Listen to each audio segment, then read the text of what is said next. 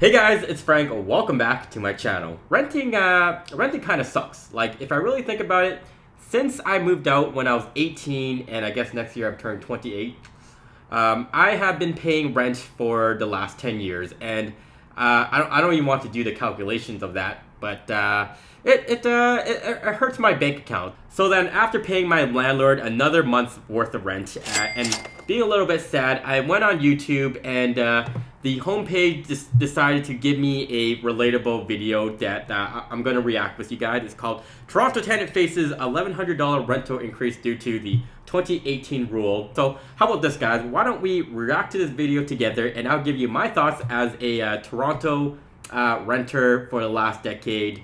Anyways, so with that said, guys, give this video a good old smash, and now let's jump into this video.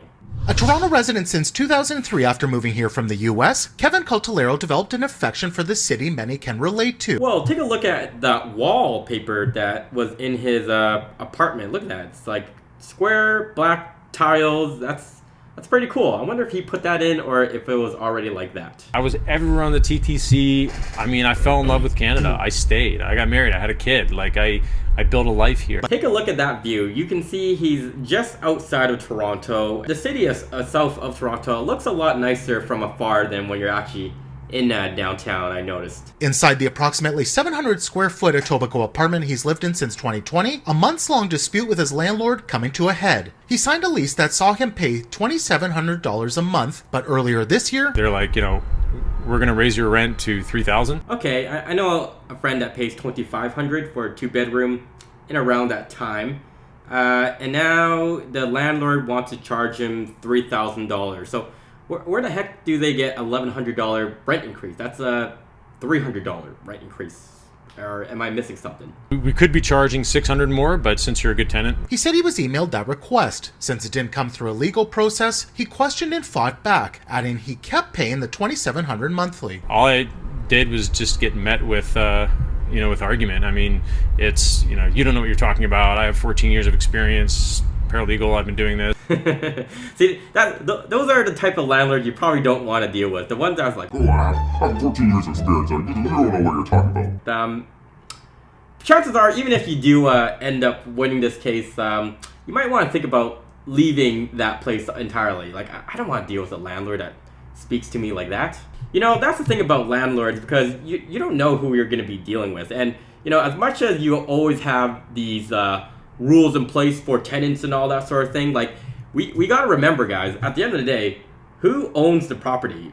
It's the landlord, okay? So, like, whatever they say, like, in theory, like, obviously there's rules and stipulations that will, like, prevent that will keep you safe. But, like, end of the day, like, you don't want to be on the bad side of a landlord, let's just say that. $300 for 5 subsequent months, eventually leading to an eviction notice and new rental price if he wanted to stay in the unit. $3,800 a month. Okay, so I was right. So originally the landlord wanted to increase him to $300 from $2,700 to $3,000, and then after a little like headbutting, the landlord was like, you know what?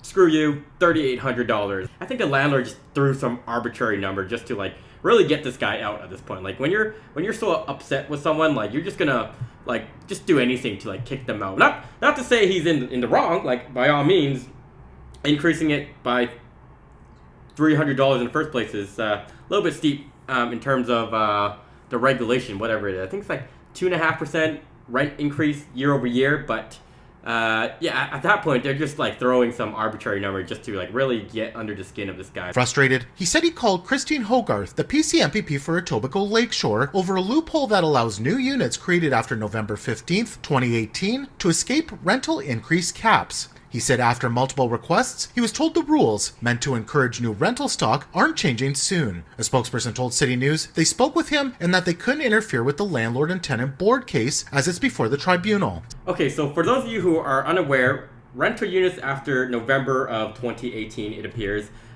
they are not deemed for rent control, which means the landlord, should they want to increase it by 200, 300, or not that 1-2% that we are accustomed to, can very well do so. And it appears this guy fought to go to the boards and see what they can do. But I'm curious what what the outcome was, but it's not looking in his favor from that point.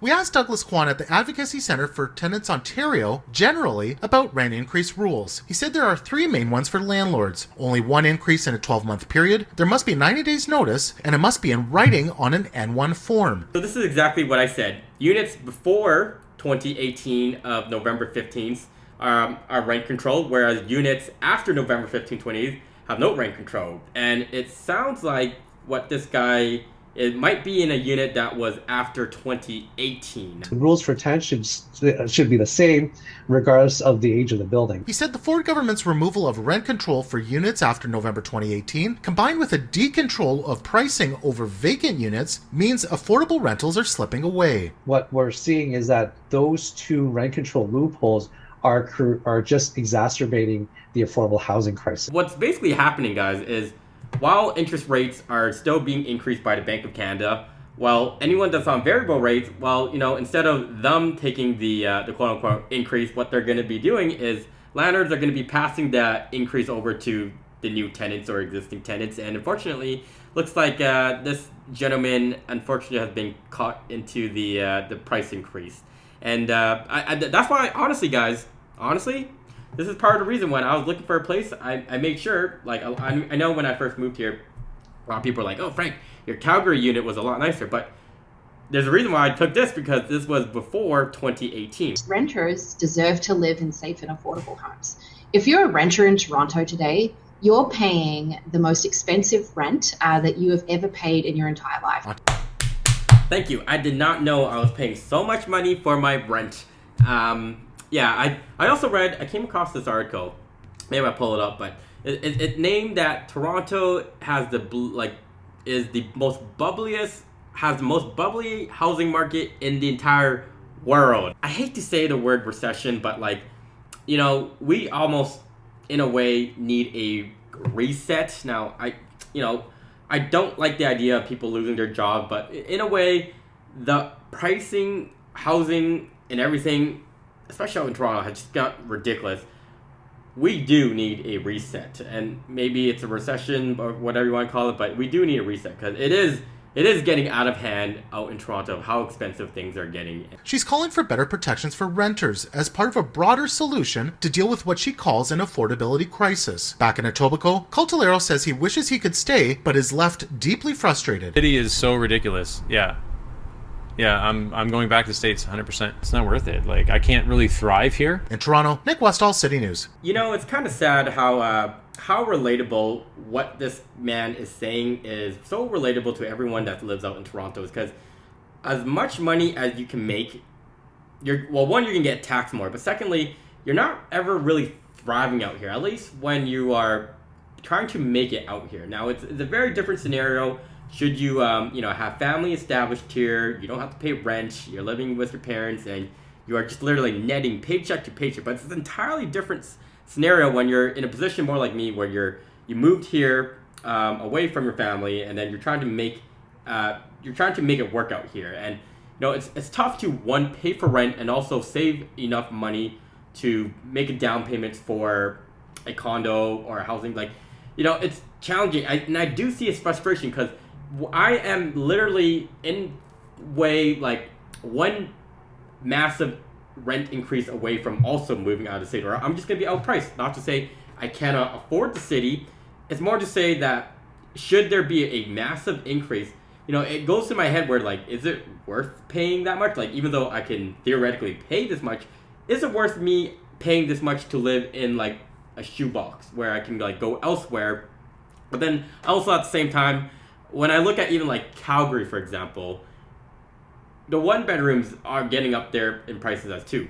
Guys, it's almost 10 o'clock over here, and thinking about rent, housing, and all that stuff, it really kills my mood. But what can I do? But all in all, I just want to say this is a great video by CityNews about $1,100 rental increase out in Toronto.